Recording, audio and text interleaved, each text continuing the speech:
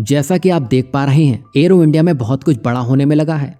France के saffron ने 5 बड़े समझौते पर हस्ताक्षर कर दिए हैं, जो भारत के मेक इन इंडिया के लिए एक बड़ी जीत के समान है।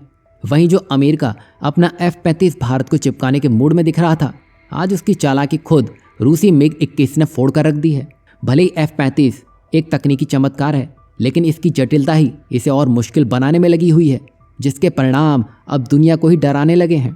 ये सारी अपडेट बेहद ही खास है, जिसमें एरो इंडिया 2025 बहुत शानदार साबित हो चुका है, जहां सैफ्रॉन ने एरो इंडिया 2025 में 5 बड़े समझौते पर हस्ताक्षर कर दिए हैं, जहां सैफ्रॉन इलेक्ट्रॉनिक्स और डिफेंस और भारत की भारत इलेक्ट्रॉनिक्स लिमिटेड यानी कि BEL ने एक जॉइंट वेंचर स्थापित करने का समझौता कर लिया है।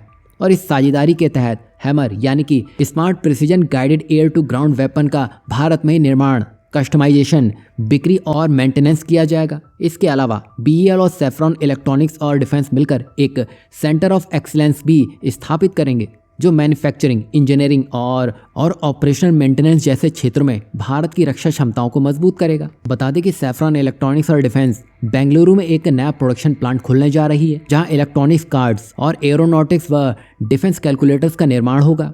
इसके साथ ही एक नया R&D सेंटर भी स्थापित किया जाएगा, जो डिफेंस, स्पेस और एवियोनिक्स क्षेत्र में भारत की क्षमताओं को वैश्विक स्तर पर मजबूत करेगा।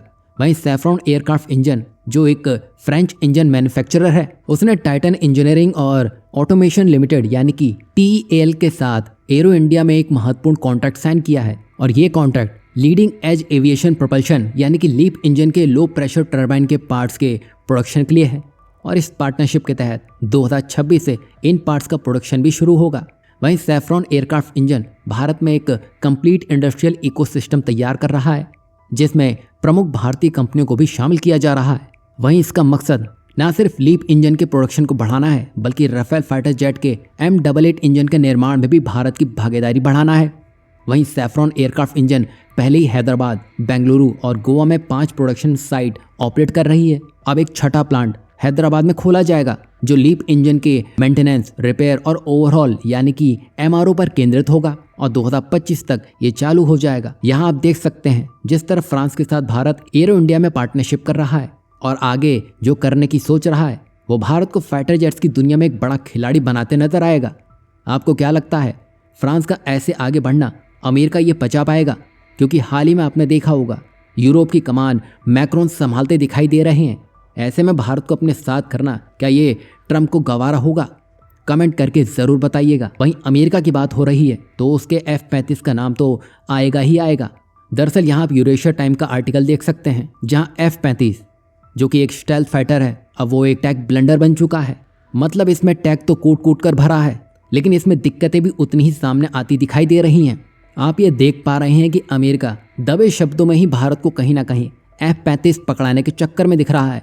वहीं इसके उलट हमें F-35 के क्रैश होने की खबरें भी बार बार सुनने मिल रही हैं, जहां वो शायद रूसी MiG-21 की बराबरी करते दिखाई दे रहा है। और शायद इस मामले में वो रूसी MiG-21 को भी पीछे छोड़ दे, क्योंकि आंकड़ों पर नजर डालें तो एरो इंडिया शो से ठीक 16 दिन पहले यानी कि 28 जनवरी 2025 को F-35A लाइटनिंग 2 अलास्का के एलिसन एयरफोर्स बेस पर क्रैश हो गया। यही नहीं, 28 मई 2024 को न्यू मैक्सिको में, तो 24 जनवरी 2022 को तो ये अमेरिकी युद्धपोत USS कार्ल विंसन के डेक से टकराकर समुद्र में गिर गया। और इसके बाद तो इसे 12,400 फीट की गहराई से निकाला भी गया।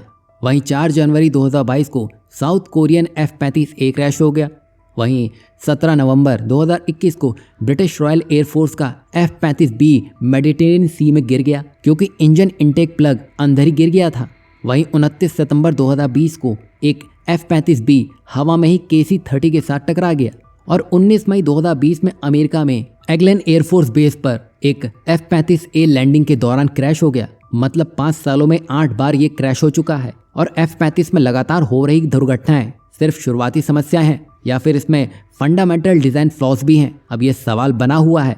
अगर ये समस्या समय रहते हल नहीं हुई तो आप समझ सकते हैं क्या कुछ हो सकता है। वहीं F-35 को एक गेम चेंजर माना जाता है, लेकिन इसकी निरंतर समस्याएं इसे तकनीकी अतिक्रमण का प्रतीक भी बना रही हैं। अब इन एक्सीडेंट्स को ही देखकर भारत अपनी डिफेंस पॉलिसी में भी बदलाव कर रहा है, जिसका नज़ारा आपने एरो इंडिया शो 2025 में ही देख लिया होगा।